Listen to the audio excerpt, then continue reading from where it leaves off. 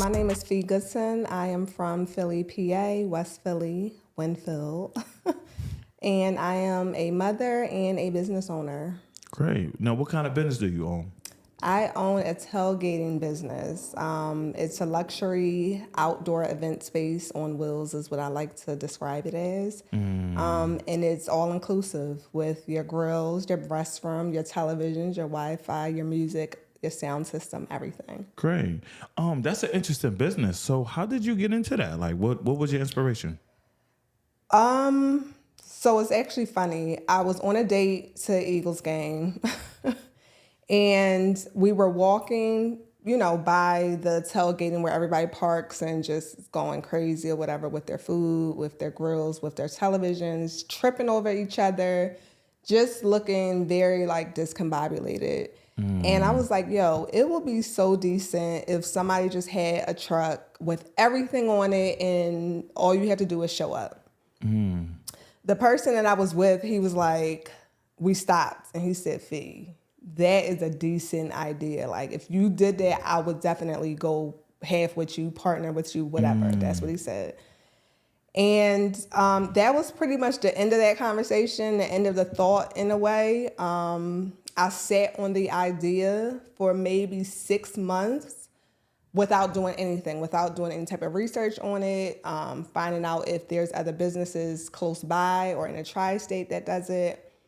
So yeah, I really just didn't do anything with the idea. And then one day I just was like, more ideas was coming to my head about it. And then that's when I said, let me do some research. And I just started going down rabbit holes, finding out what other companies, like I said, in Jersey, Maryland, New York, what other companies, where is this niche at? Who has rental trailers that you can get for tailgating? And it was specifically tailgating just because I got the idea walking by tailgates. And then it just went from there. Like once I found one thing, it took me to the next, then it took me to the next. Then it became a thing of like, would I build it myself? Would I have someone else build it? Are there companies that build it and ship it? So it just took a lot of legwork in terms of researching this. And I started finding things, talking to people. Right. And then I got on the phone with a manufacturer and we talked about it. And I felt really comfortable, like, okay, I trust, he's pulled me in so far. Right. And that's pretty much that's how I got started. That's the journey up into Where you at now? where I'm at now, pretty much. So how long you been doing this for? All right. So that part, I got the trailer. All in all, I want to say it took a year for the whole thing to come. From the Eagles game? From the Eagles game to actually having the trailer. Right. I went to the Eagles game. I'm going to put it in like time purposes so we can kind of follow the timeline. Okay. So the Eagles game, I want to say we went to maybe a December game. Okay. A December 2022 game. I started doing research maybe like April. Okay. I got really serious around May. I was like, okay, let me go through with this in May. Got on the phone with the manufacturer. He was like, well, it's going to take maybe 7 months, 8 months because they're backdated with like shipping material, blah, blah, blah, blah, blah. Okay. So I'm like, okay, will I have it by the Christmas game of 23 that we just passed? And he was like, you will have it by that point. So I'm like, okay, so now we're talking numbers and all of that. And I'm like, oh, I should have went in business with somebody.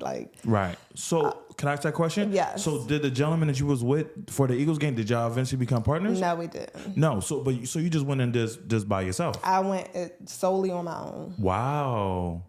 Okay. So finish the story. So it's now. Right. Okay. So we got the money. Well, I got the money up and all of that kind of stuff. And then the company who was building the trailer for me, we were in contact with each other. They let me know, okay, we're going to call you around this date to actually get the bells and whistles that you want on this trailer. Because right now we're focused on the basics, what automatically comes on the trailer. how we're going to build it, blah, blah, blah. So they call and we're talking about, what size televisions, how many televisions, do you want a bathroom? Do you want a keg?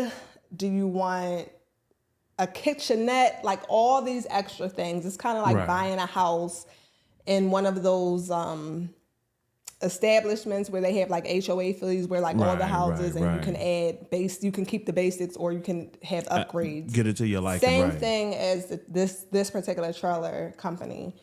So I go back and forth with them on that. I'm like, well, how much is it going to cost to add this? And then I also had things that absolutely had to be on the trailer, like the restroom. Right.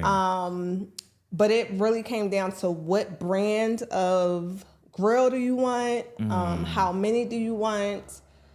Do you want satellite dish versus direct TV? Like it was all of these things. And I didn't really have 100% knowledge on those type of things. Right. Especially when it came to sports. So I had to tap into some of my friends who are sports fanatics. Like what cable do you use? When you're going to tailgating parties, what do they usually have? Do they have Dish? Does Philly run on Dish? Does Philly run on DirecTV? Like, because all these things matter depending on where you are in the U.S. Some places, they don't have DirecTV. Even some games don't play on DirecTV or Dish Network. So now we're talking about, oh gosh, here's something else, another task, and making sure I get the right satellite. And then now I'm talking to other people and they're like, well, you might not even need satellite. You could get Wi-Fi and get cable. Like, now it's more ideas coming at me and I'm like, this is just way too much. Like, information overload. But anyway, they let me know, hey, Fee, the trailer is done. You can pick it up. I go to pick it up. So I drive from here, Philly, to Atlanta, Georgia. Oh, wow. By myself. And I pick it up. I did an overnight run. Wow. I left here. Say I went to pick it up on January 2nd. January 2nd, 2024, I went to pick it up. So this is a New Year's gift, almost like I guess you can say that. You can say it was a New Year's gift. But I was planning around when my kids are out of school, when I can actually get on the road. Like, it was so many other variables with me going to get this trailer because it was finished a little before Christmas. So I said, okay, I got to go get this trailer. And then I'm like, where am I going to store this trailer? So now I'm running around figuring out where I'm going to store this trailer, who has space for the trailer, how much is this going to cost me a month to store the trailer. But yes, I get on the road, I go down, I see it. It's way bigger than I thought it was going to be.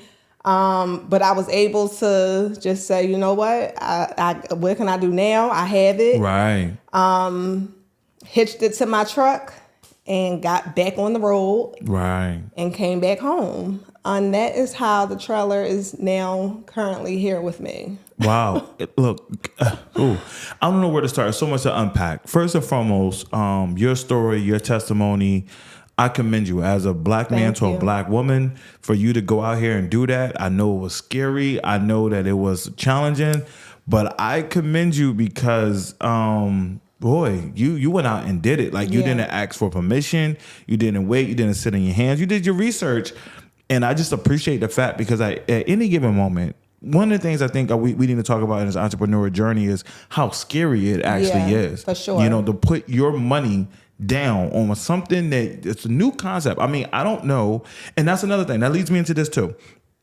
Thank you for not coming out with another clothing store, another hair product. And I'm not knocking that to any entrepreneur that does that. Right. But I just feel like for us being black, we are so multi-talented. It's like, I don't want to keep seeing us going down the same lane. Right. You know, it's like we have so much gifts and abilities that God has blessed us with. So it's like to see us continuously go down the hair lane or the clothing line or a record label. It's like, we've been there. We conquered that, you guys. Right. Let's go ahead. So I just appreciate the fact from an entrepreneur standpoint that you are conscious and you're walking around here and you're like, yo, I'm at a game, but I'm still letting the universe talk to me. That is dope within itself. So I appreciate it. What are some of the challenges that you have now, especially being because it's tailgating, right? You're in a space that's pretty much dominated by men. Mm-hmm. So how do you handle those types of pressures as well? Like, have you had any of them challenges? Are the men open? Like, hey, we don't get a woman here often. Come on in. Or is it like, hey, who this lady right here? So one of the challenges, or I don't know if it's a challenge per se, but one of the interesting things that I've gotten so far is I'm not the first point of contact when it comes to what is this, whose is this, how did you come up with this? Usually it's a lot of men that ask these questions and they go right past me and ask if I'm standing next to a guy or talking to a guy, they go straight to the guy. So that's like one of the things that I notice. But that could just be men are not used to women going in that lane. Right. So it's like, I know that a woman didn't come up with this. So they just go straight to the masculine person. Excuse me, miss, can you move out the way and let me talk to the gentleman? And they just start going like, what, like, just don't even speak to me at all. Wow. They just go straight to the guy like, hey, like, what's going on? What's this? And I have this. And they start pulling out pictures. And then they just have to say, well, you have to talk to her. Wow. And then they like, oh, I'm so sorry, blah, blah, blah, blah, blah. And then the other one that I get is, how did you come up with this? And it's not the tone of it. It's kind of like, you're a woman. Is this really your idea? Right. Are you just the face? How did you come up with this idea? But it's not one of those exciting, how did you come up with this? Because it's dope. It's how did you come up? Like, who really came up with this? Right. And that, sometimes I'm just like, okay, again. Right. Yeah, somebody else is asking. Because it's a backhanded compliment. Like, on one hand, it's like, how did you come up with this? This is amazing. But on the other hand, it's like, how did you come up with this? Like, and what was it really? And that's the tone that I usually get. But sometimes I tell them the story and sometimes I keep it very basic. Like, I've always been gifted with ideas. This was one of the ideas that I actually sat on and it came back and I'm like, you know what, I have to do it. Like, I got to move on it and actually bring it to fruition. So that would be one of the challenges with dealing with people. Now, some challenges that I'm seeing now is that I was not fully knowledgeable about starting a business and all that it entails, which fortunately I have really good friends who are in the business. And when we talk about my business, they're asking me certain questions that I'm like, what? I didn't think about this. And they're like, Fee, you gotta think about this. This is important. So that is one of the challenges currently that I feel like I'm facing, which is not knowing all about the business that I probably should have researched. Like marketing, branding, all of those things. But that's probably the most challenge that I've faced today. And that's a real thing, because when you pick something that's new and that's not currently on the mainstream, you may not even have a lot of people who you can draw from. So it's like, it's a learning curve. I'd say that when you get it up into where you want to be, make sure you write a book, because for sure. because you have the blueprint right now, like what you offering. And if you don't mind, let me tell how I met you. Okay. I seen you around. I saw you several times before, but just recently I went to a barbecue and you had the tailgating wagon out there and we was all like, yo, this thing right here is dope. Like, I didn't even have to use the bathroom, but I just wanted to go in the bathroom and use it. I mean, that thing was dope. It wasn't, so for anyone that's listening, it's not just for, when we say tailgating, I know your mind says, Eagles sports, or go to sports, but I am so anxious to see this thing at a prom, because what it is, it offers you everything right then and there, you know? So you Yeah. got all your amenities, you could plug up whatever you need to plug up. They got the TVs. We was out there. I think we almost got a little karaoke thing Yeah. going on. Like we was out, they had a light. I mean, it was amazing. It's luxury for sure. It is luxury for sure. So I will encourage anyone out there to go out here and go grab this thing. And I feel like it's necessary too, especially for you being a Black woman and for so many Black entrepreneurs that's out here. Yeah. I think that is just a very necessary thing for you to for it to be available to multiple people. For sure. And know. I actually just did a wedding on Memorial Weekend. Did you? How was that? It was actually really dope. And the bride actually wanted it specifically for the restroom. It was in a park. She didn't want to use the public bathroom. Right. So she was like, me and my bridesmaids, we have the bathroom. Right. Everybody else can use that bathroom, but we're using this one. We had the televisions on for whatever they wanted to watch. Right. And I also partner with DJs or one specific DJ. DJ Bo Birch, he DJ'd their wedding and he wasn't able to DJ the cookout, but he had a mix. Okay. And me and him partnered to where I played his mix. So they paid for his mix and then I had it coming out of my speakers and everything. So it was a full circle, all-inclusive situation. That, you know what though, you just opened it up too, because like, again, if anyone is listening to this, would you accept like caterers, like people wanted to come and, you know, so please. And then for me as well, I have a 360 machine. Yep. So if we could maybe partner up and maybe do something where, you know, people could come, they got the music and stuff in the park and they also have a 360 machine. So this is not a bad deal. See what the podcast is doing? It's opening up. So yes, that is cool. Tell me, how do you go about marketing yourself though? Like what because I know we touched on marketing. So and I know we're still learning. Like this is still something that we both trying to, you know, figure out. But as of right now, what are some of the ways that you are marketing yourself? Is it like just through social media or is it like the word of mouth? Like how are you getting your name out there and letting people know? So it's both. It's social media and word of mouth. I am getting better every day with social media and posting every day just to get into the algorithm, but that is also a challenge of mine. Just being present on social media, because when you don't have a whole lot of content, it can be a little struggle with coming up with something for this particular business. So just getting content out on social media. But for the most part, a lot of my bookings have been through word of mouth. When we show up to events, their guests are asking, where can I get your card? Or they're just naturally talking to me saying, I have a birthday coming up, or I have a graduation coming up, or a baby shower coming up. And this would be perfect. Everything is right here. I'm probably going to have it in the same park. You know, so it just becomes a word of mouth thing. So that's how I've been getting most of my business. But I am trying to really up the ante on social media. Also with Google. So that's one of the questions that a friend was like, who are you marketing to? So like all those type of questions has me now thinking, who do I want to rent to? Who are the people that I want to bring to this? So that's one thing that I'm really thinking about right now. Who do I want to market to? Have you reached out to any of the sports? You know, we got a few, you know, major sports teams here. Have you reached out to anyone of them? I have not. I say do it. I will. I say do it. I mean, look, you know, again, in this entrepreneurial journey, we really have to go for what we want.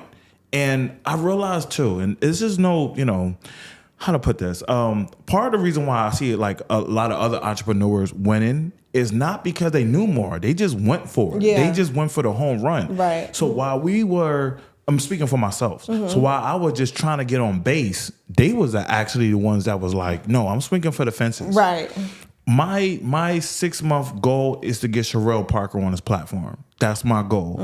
I really would like to have her here because I got the name from her. I went to a rally with her and she was just talking and having a little girl myself. I always want to surround my little girl with positive Black women. Yes. And seeing her plans for the future, and she talks a lot like, Philadelphia, we're going to do this in the next few years. We're going to do that. So it was kind of like, you know what? I'm going to, but I'm making that my goal. My goal is to have her on this platform.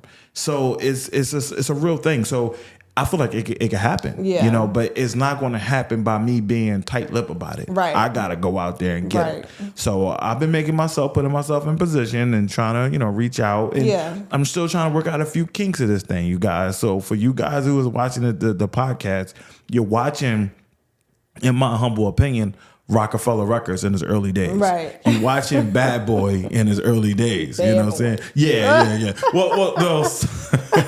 Okay, I admire the hustle of Diddy. The hustle. You know what I'm saying? The hustle of Diddy. You can't deny that man. That man really turned it into a dynasty.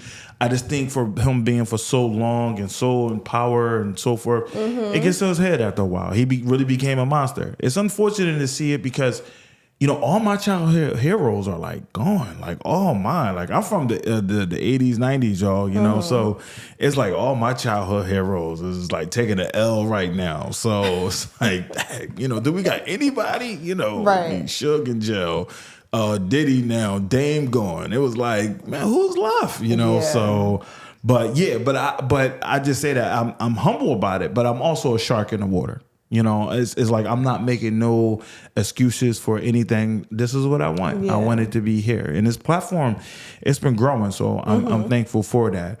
One of the things I wanted to talk with you about that you tapped on was that you were saying that you use your own money, okay, to get what you want. Yeah.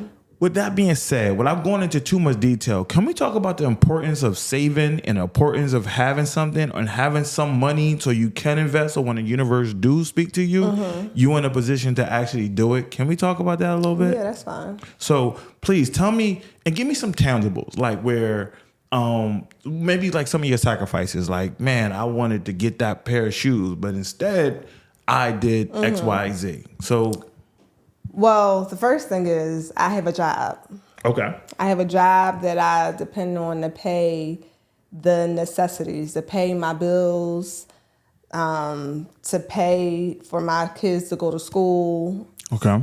Health insurance, all of it. Right. My job is also very supportive and flexible to where if I want to take off, I still get paid. And I can maybe do another job that's bringing in additional income.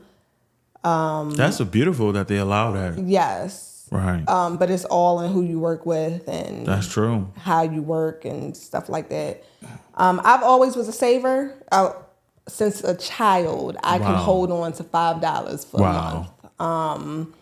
So when I know that something costs a certain amount, I usually like put money up for that. And then I also invest. Okay.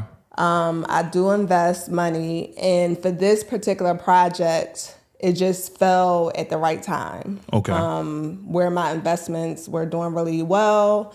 And I was able to pull out money from that without feeling a hit. So I think the timing of it all just worked out. And that's really the story. Like there's no huge, long, drawn out journey on how I got this money. I didn't use business credit. I wanted to use business credit, but though, like it just, for some reason, the banks wasn't really messing with me. I don't know why. Like my credit is great. I have the financial backing and journey, like to say she's good for whatever. So I don't know. I don't know if it was just something where God was like, I need you to finally do something on your own. Because that's another thing. Like I never had to really hustle for anything. Even growing up. And that's part of the challenge as well. Just not having to, I'm not going to say I never had to work for anything, but I didn't have a hard life. I come from a great family.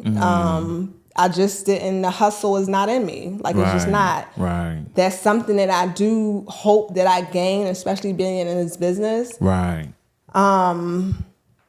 But yeah, that's pretty much the story on the financial part of it. Like my father was, he was a great example to look up to in terms of saving, having money for a rainy day, having emergency funds, investing, Right.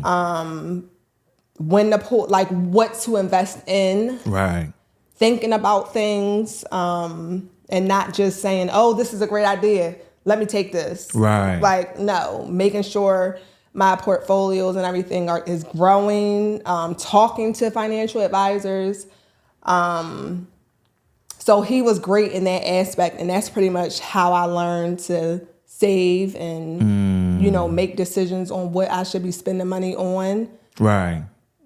But again, like I said, like I never had to hustle. No, that's beautiful. And I admire that because so often whenever we hear about entrepreneurs, it's like, I ain't have nothing, y'all. Right. Like I grew like I ain't had no ketchup, no mustard. Nothing, man. You know what I'm saying? It's and I just be like, yo, I didn't live that that life. And that's beautiful because we do have to change that narrative. Yeah. Or not so much to change the narrative. We got to show that there's the other side. Because again, as far as black folks go, sometimes it's like we only present ourselves one way. Yeah. It's like single mom household, grew up in a ghetto. I ain't have nothing. I ain't have a pot. I ain't have a window to throw out of. No, there are people out here who have grew up with a balanced lifestyle, who have grew up in a decent neighborhood. When you said Winfield, for those who don't know, y'all, Winfield is the good part of West Philly. Like West Philly is a beautiful place. It got beautiful people in it, beautiful place. But everybody know when you say Winfield, it's like you in Winfield for real. Like Winfield, Overbrook, all that area over there. It's like And it's good that they're when you go to them places, you see people like us in them spaces. Yeah. So I definitely appreciate that. For the little girl, right? Mm-hmm. The little girl who was interested, who was like, I like sports, I like being outside, I like tailgating, I like these different things. Mm-hmm. What would you do, or what would your words be to her about getting into these spaces? Well, one, I have a daughter, she's 14. And she does work with me. She finds excitement and I believe motivation just seeing me doing it. And just being able to say, like, I work with my mom today. Like, I see her running this. I see how she speaks to people. I'm seeing how she does business, even down like she's on payroll. So she gets her little checks and all of that kind of stuff. And the advice that I give her, one, since she's only 14, I'm not pressuring her to, you need to be a business owner. Like, I'm not doing that. One, because I know the type of kid she is. But she just seeing me do different things and being successful at those things. I think that just says enough. Because even with my son is 22. And he'll just send me a message, like a random message, like, Mom, you are the GOAT. Like, I'm so proud of you. I see what you're doing. And he's been with me through the struggle because I was a teenage mom. So he's seen the highs and the lows. So it really means something coming from him, just pretty much giving me props for doing the things that I'm doing. But for the little girl, I would just say, you can do what you're going to do. Do what you're going to do. But it's a little, I'm trying to think, because my mom was around. She still is around. But my father is who raised me from maybe grade 4. Okay. So I don't have advice in terms of what she, like, I can't say my mom has given me advice on going this way. Like, going this route is something I've seen my dad. Like, my dad was an entrepreneur. My dad was into real estate. He also worked while doing things. So I got a lot of my insight from the way he has done things. So I still try to figure out ways to, encourage my daughter to, if you want to be an entrepreneur, you just got to do the work. You got to do research. You got to know have that main idea and do research on it. And, it goes from there. But I don't have the complete blueprint on, advice to give to a young girl on becoming an entrepreneur, because I also know it's not for everybody. Right. No, and that's cool too, because again, not to pick on others, but a lot of times when we see these platforms, they get on these and they spell out all these perfect answers. Like, you tell her to get up at 7 a.m. and you do this and you should go out and do that. And it's like, that's not really real. Right. I'm in the same boat. My daughter is 14 as well, Okay. right? And I see she gets it on both sides. So it's like one side, her mom is very corporate, very structured, know what time she's getting up every day, know when her pay is coming each and every week, okay? Me, on the other hand, it was like, man, look, I could be up today, down tomorrow. Right. I'm the hustler. If I see something, it makes sense, I'm like, I might invest in it. You know, like, I am that. I see structure like her mother, right? And I see glimpses of me as well. Yeah. It is a little frustrating sometimes because my daughter lives in North Carolina, right? Okay. So when she comes down here to Philly, it's me trying to introduce her into my world, to my friends, to my entrepreneurial way of life. And sometimes she just disconnected. She like, man, I just want to watch TikTok. You know, I just want to watch a movie. I just want to FaceTime with my girls that I know I'm in Philly. And I'd be like, no, you help me set up this equipment. You know, help me carry this. And that's also my time of bonding as well. That's my way of bonding. I'm with her. I find myself being a little bit more mushy than I normally am, but I'm usually that's my hey, you know, we carry this today. So today I went and bought she loves lip gloss, so I bought her all the lip gloss stuff that she needs to do to go start her own lip gloss company. So she's using that, but I'm encouraging and pushing her more. Right now, she's just still like, you know, I just like lip gloss. I don't really want to own one. I just like it. But, you know, so then we started making T-shirts. I went out and bought a T-shirt thing so we could make our own T-shirts. And today, oh, man, it took me 3 hours to make 3 T-shirts. I swear. Yeah, it was rough. It was rough. You would thought I had a better chance sewing these T-shirts together. But it was rough, but I thank God that she seen me, and it was so many times I wanted to quit. It was like, oh man, I'm gonna do something else. Yeah. No, I stuck with it, and we was able to sit down. We was able to go through it, and I feel like that's important too. Because far too often we hear the perfect stories about how entrepreneurship is this and this and that. But no, sometimes it's ugly moments. You know, there's some ugly moments. So please, give me some of your ugly moments, like the moments where things didn't look good. Like was there ever a time period where the tailgate truck looked like it might not have happened? No, but before we go to that, I do want to bring a point, because as you were talking about your daughter, it just reminded me about my daughter and seeing the work that I do.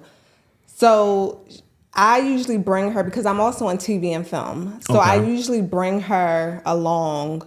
If I'm working on a project, I'll bring her to set, and because she's very responsible. So if I need her to be my little assistant for the day, she can. Oh, she's very smart as a whip, very detailed. Her timing is right and everything. And she actually took a liking to directing, producing, script supervision, stage management, to where my latest project which was a stage play. She was an assistant stage manager. Right. Got paid for it and everything. And then she took that to school and was the stage manager for multiple plays that they had, which are huge. To where some of their, higher ups or the directors of her school, the plays, asking, is this something that you are really interested in? Like something that you would do a career in? And she's like, yes. Now we're talking about, I have a brother who works with Disney, and maybe over the summer we can get you guys together. Maybe you can do an internship, blah, blah, blah. So it really just, all of that comes down the pipeline, just going to work with me. Right. So I don't ever push anything on my children.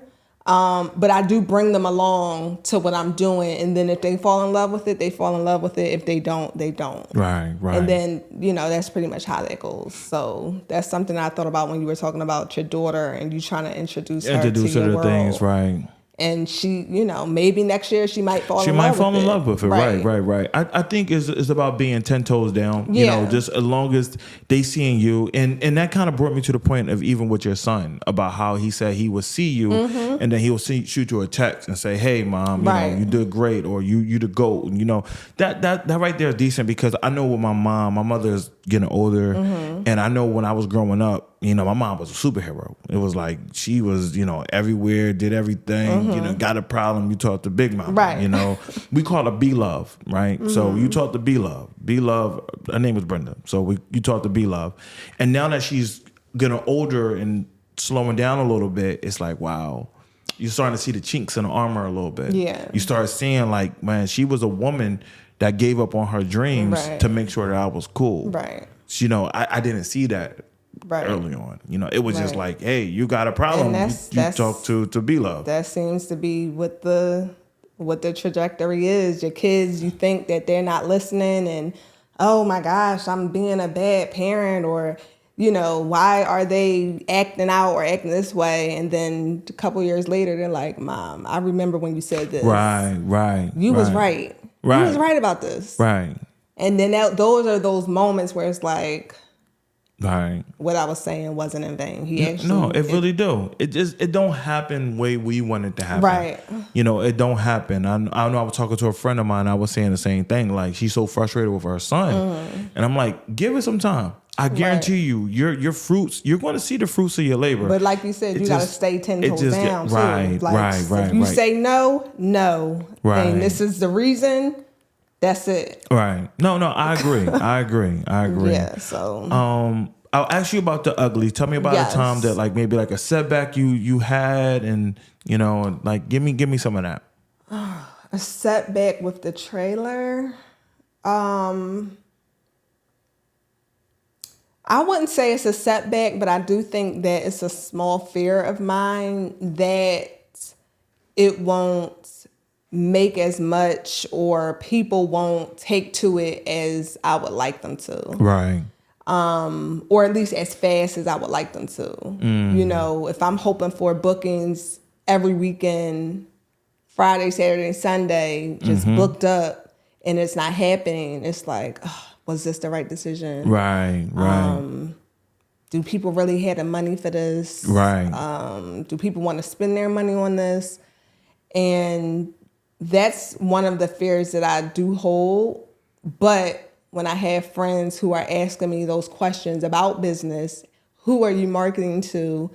What are you hoping to make for a year? What is your 3-year goal? Right. Stuff like that. It kind of helps me understand, you know what? I'm feeling this way because right now I'm thinking about the people, my followers, liking this. I'm thinking about my friends paying for this, and that's not who I may be marketing to. Right. Like, I'm trying to get the people, the big wigs. Right. I'm trying to get them to say, we want your truck for the year. We want to wrap it for you.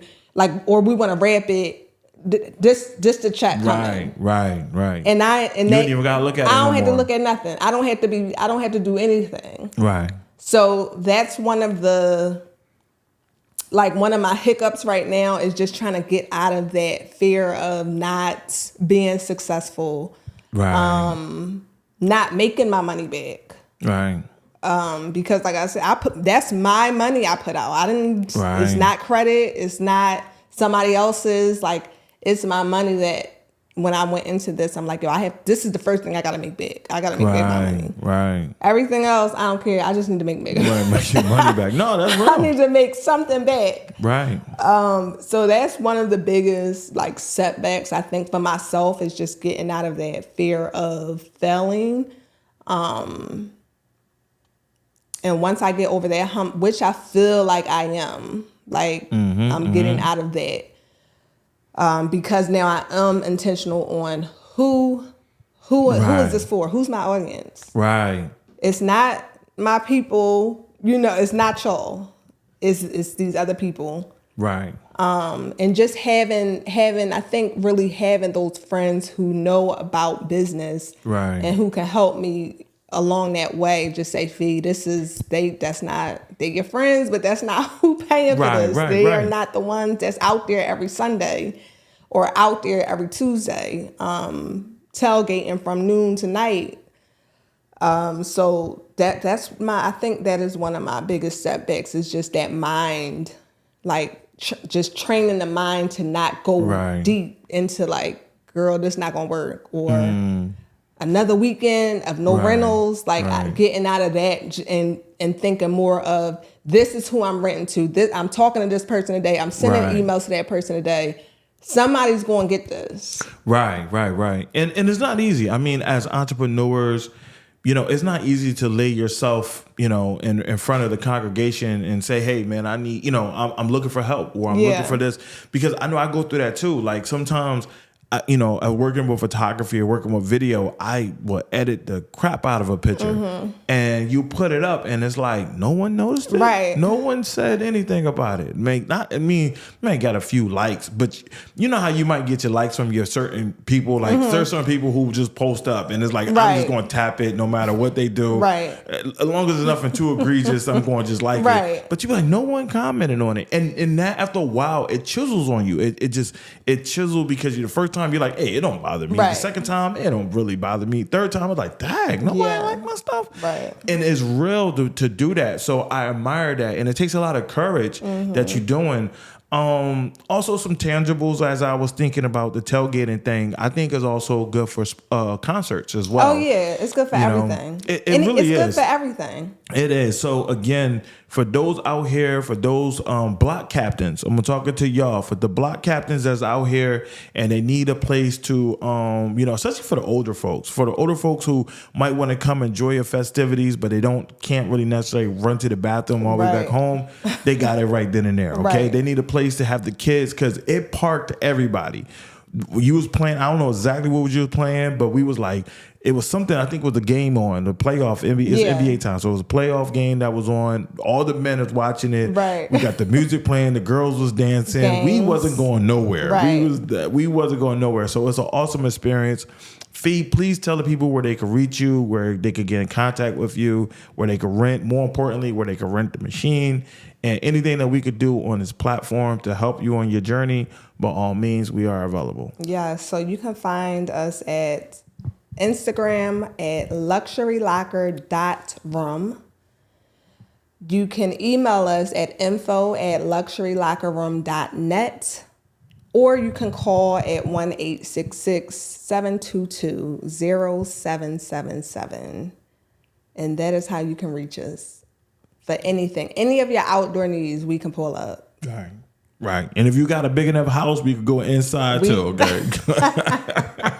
As long as we can fit, you got a certain clearance. Right. 12 feet high, 10 feet wide. We can get to your backyard. We can pull up to anywhere. And that's another thing. Like, people have cookouts and parties where they might not want everybody running through their house. Perfect. Just get the trailer. People can use the bathroom. You have the grill attached to it. You have your televisions. You have your music. Nobody has to come to your house. Right. Smart. It makes perfect sense. I wish you nothing but the best of success. I think it's going to be amazing. Thank you so much for coming on the podcast. Did you have a good time today? I did. Thank you for having me. All right. So that mean I have you back again? Oh, certainly. All right. It's on the file. It's on record, guys. All right. Thank you so much, Fee. This is Zachary King from the Future is Female podcast, and I'm out.